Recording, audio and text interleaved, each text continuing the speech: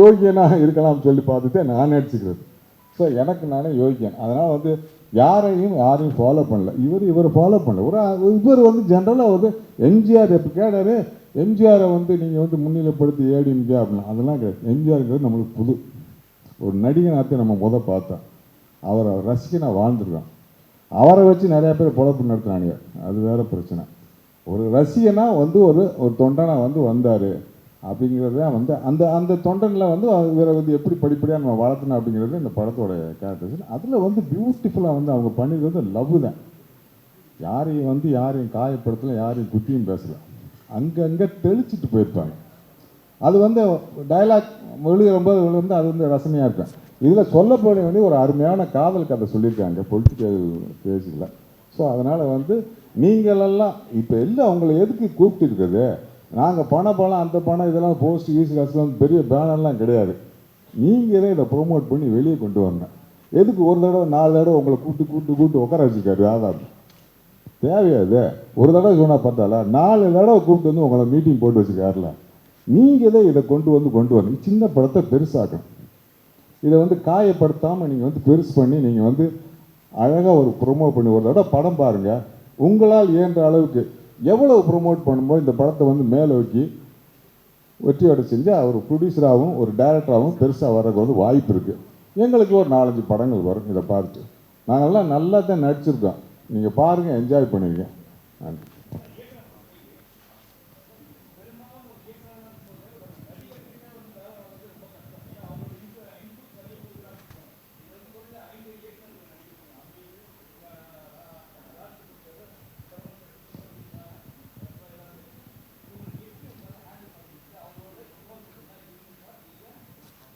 நமக்கு ஈகோ கிடையாது. ரெண்டாவது, இந்த படத்தில் இருக்கிற நடிகர்கள் பூரா புத்திசாலி நடிகர்கள், புத்திசாலி இயக்குநர்கள். படம் நல்லா இருக்கணும்னா அந்த இன்புட்ஸை நம்ம எடுத்துக்கணும். இல்லை, அது எங்கள்கிட்ட இருந்தது. இப்போ ராஜ்கபூர் சார் பாருங்கள், இவ்வளோ நேரமாக 2 நடிகரை உட்காந்துருந்தாங்க. அவங்க 2 பேரும் நம்ம நடிகர் இந்த படத்தை நடிச்சிருக்கோம்ட்டு அப்படியே டப்புக்குன்னு அவங்க இன்னொன்று 2 டேரக்டர் வெளியே வராங்க பாருங்கள் டக்குன்னு. அதான் அந்த டேரக்டர் வெளியே வந்தோன்னு இது எவ்வளோ ஆரோக்கியமாக இருக்குது பாருங்கள். முதல்ல அப்படி நடிகராக பேசும்போது அப்படியே அப்படி யோசிச்சுட்டே இருக்காங்க. உள்ள டப்புன்னு வெளியே வந்தாங்க பார்த்தீங்களா 2 பேரும். இதில் ராஜ்கபூர் சாரோட டைலாக்ல நிறைய கட்டு விழுந்திருக்கு. ஏன்னா சார் வந்து சொல்கிற டைலாக்கை யோசிக்காமல் பேசிடுவாங்க. மற்ற நடிகர்லாம் ஏங்க அதை பேசினா அவர் கோச்சிக்கிடுவாருங்க, இவர் கோச்சிக்கிடுவாங்கன்னு கேட்பாங்க. அது மாதிரி எதுவுமே கேட்கல. என்ன தலைவா டைலாக்கு அப்படியே அது 2 சேர்த்துக்கலாமாம் பாரு. ஏன்னா அது படத்தில் ஒர்க் அவுட் ஆகிருக்கு. நீங்கள் படம் பார்க்கும்போது தெரிஞ்சுக்கிங்க. என்னென்னா இந்த ப்ரெஸ் மீட்டே எதுக்குன்னா, ஒரு 15 நாளைக்கு முன்னாடி ப்ரொமோஷன் ஸ்டார்ட் பண்ணியிருக்கணும். நான் பேசிக்கிட்டு இருந்தேன். அமீர் சார் வந்து இப்போ தான் லேட்டராக 4ஆம் தேதி தான் வந்தாங்க. 3-4 நாளில் நம்மளால் நிறைய சேனல்ஸுக்கு இன்டர்வியூ கொடுக்க முடியல. அதனால் மொத்தமாக எல்லோரும் ஒரு இடத்துல அசம்பிள் பண்ணி குரூப்பாக உட்காந்து பேசிடலாங்கிறதுக்காக தான் இந்த ப்ரெஸ் மீட்டை நம்ம அரேஞ்ச் பண்ணோம். அதனால தான் எடுத்தோன்னே கேள்வி பதில் நம்ம போனோம். நம்ம எல்லா சேனலுக்கும் தனித்தனியாக கொடுக்கலன்னு ஒரு வருத்தம் வரக்கூடாது. ரெண்டாவது, சார் சொன்ன மாதிரி போய் சேரணும். ஒரு 6 நாள் மிக குறைவான ஒரு 5 நாளில் கொண்டு போய் படத்தை கொண்டு போய் ரீச் பண்ணணும். பணம் இல்லை என்கிட்ட செலவு பண்ணுறதுக்கு. வேறு ஏரியாவில் செலவு பண்ண முடியல. உங்கள் மூலமாக தான் கொண்டு போய் படத்தை சேர்க்கணும். அதனால தான் மறுபடியும் ஒரு ப்ரெஸ் மீட். அமீர் சார் எதுக்கு நீ கூப்பிட்டாங்கன்னே தெரியல அப்படின்ட்டாங்க. பாருங்கள், நைட்டு ஷூட்டிங்கு வந்து அதிகாலையில் பேக்கப் பண்ணலாம், இன்டர்வியூ கொடுக்குறதுக்கு அதிகாலையில் பேக்கப் ஆகிட்டு இருக்காரு. இப்போ 3 நாளில் நிறைய பேருக்கு கஷ்டம். அதில் 1:30 மணி 2 மணி 3 மணி ஆகுது இன்டர்வியூ கொடுக்குறதுக்கு. அதனால தான் அந்த ப்ரெஸ் மீட். அதில் நிறைவாக மற்ற சேனல்காரங்க ஏதாவது கேள்வி கேட்கணும்னா கேட்கலாம். தனிப்பட்ட முறை நம்ம உட்காந்து இன்டர்வியூ கொடுக்கறனால 2-3 ரூம் இருக்குது, நம்ம இங்கே கொடுக்கலாம். அதுக்காக தான் இந்த ஏற்பாடு.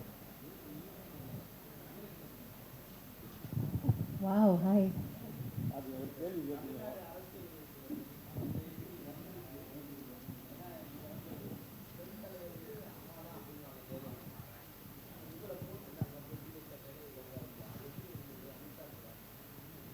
First of all, thank you.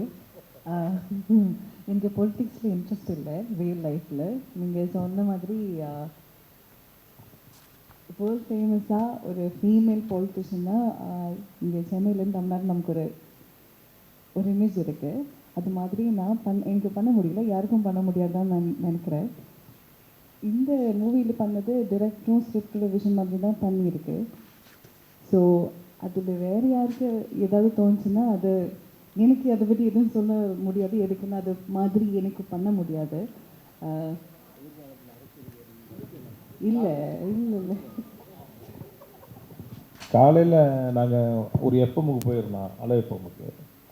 அப்போ வந்து இந்த நாங்கள் போஸ்டர் ப்ரொமோஷன்லாம் பார்த்தோம், ஜீப்பில் இருந்து ஓட்டெலாம் கேட்குறீங்க. உங்களை பார்க்கும்போது ஒரு தலைவி ஞாபகம் வருது எங்களுக்கு. அரசியல் மேடைகள் உங்களை பார்க்கலாமான்ட்டு. ஆமாம், பதறிட்டாங்க. அண்ணாச்சி நம்பிக்கல. அப்போ நான் சொன்னேன், நான் சந்து பொந்தெல்லாம் போய் ஓட்டு கேட்டிருக்காங்க. தேனியில் போனீங்கன்னா இப்போ உங்களை தெரியும், நின்றா ஜெயிச்சிருவாங்க எம்எல்ஏக்கு. அவ்வளோ தூரம் எல்லா சந்து பொந்தெல்லாம் கூட்டிகிட்டு போயிருக்கோம் ஓட்டு கேட்டு. இந்த படம் வந்து அதான் நான் ஏற்கனவே சொன்ன மாதிரி ஒரு ஸ்பேஸ், ஈக்குவல் ஸ்பேஸ் இருக்குது அமீர் சாரோட. அவங்களுக்கு இவங்க விடலைன்னாலும் வேணாம்னாலும் கூப்பிடுவாங்க. அவங்களுக்கு கூட்டிகிட்டு போனால் 10 ஓட்டு வாங்கலாங்கிறது அரசியல்வாதிக்கு தோணும்ல. காலம்தான் அது பதில் சொல்லும். இந்த மூவியில் என்னோட கேரக்டர் ஆக்சுவலி பை எஜுகேஷன் ஒரு அனிமல் டாக்டர், வெட்டினரியன். ஸோ நான் லைஃப்லே அது பண்ண மாட்டேன். எதுக்குன்னா I already finish my studies. So அது மாதிரி ஒரு மூவிஸ்லும் டிஃப்ரெண்டான கேரக்டர்ஸ் பண்ணது நான் சொல்கிறேன், நம்பாதீங்க.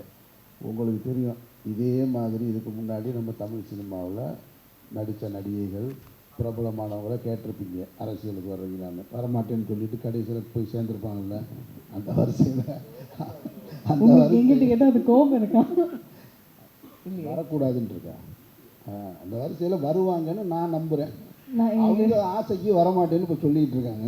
எனக்கு ஆக்சுவலி ஓட்டர்ஸ் ஐடி இல்லை, இந்தியன் சிட்டிசன் தான். இது வரைக்கும் ஓட்டர்ஸ் ஐடி எடுக்கல. நான் இதுவரையும் லைஃப்பில் ஓட் பண்ணல. ஓகேவா? ரொம்ப நல்ல விஷயம்.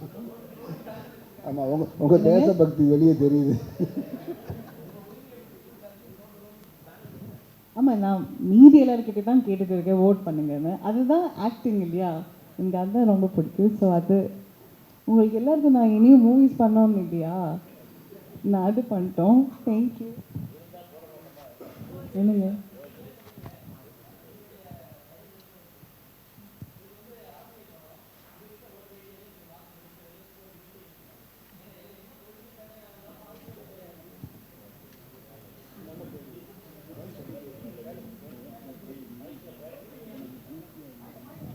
இல்லையே, எனக்கு வெட்டினரியனோட டிகிரியே இல்லை. ஆனாலும் நான் இந்த மூவியில் ஒரு பசுக்கு ட்ரீட்மெண்ட்டும் கொடுத்துருக்கேன்.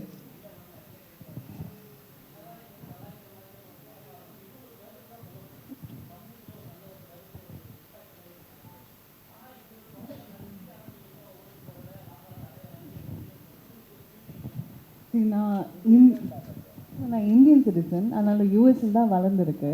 அதனால தான் எனக்கு ஓட்டர்ஸ் ஐடி இல்லை. நீங்கள் நான் ஃபர்ஸ்ட் சொன்ன பதில் மட்டும் எடுத்துகிட்டு கட் பண்ணி வேறு ஹெட்லைன் போட்டு போடாதீங்க. அப்போ ஏன் என்ன வச்சு போடாதீங்க? யூஸ் தான் இருந்தது. இனிமேல் தான் ஓட்டர்ஸ் ஐடி எடுக்கணும். அதுக்கப்புறம் ஆனாலும் எனக்கு அவ்வளோ அதை பற்றி தெரியல. So I have to learn.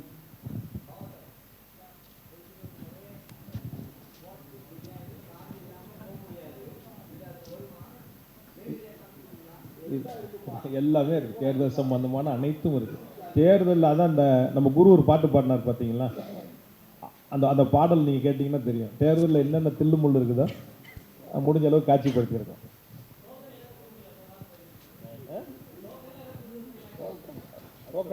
டோக்கனில் டைரெக்டாக பேமெண்ட்டே கொடுத்துருவோம் பண்ண.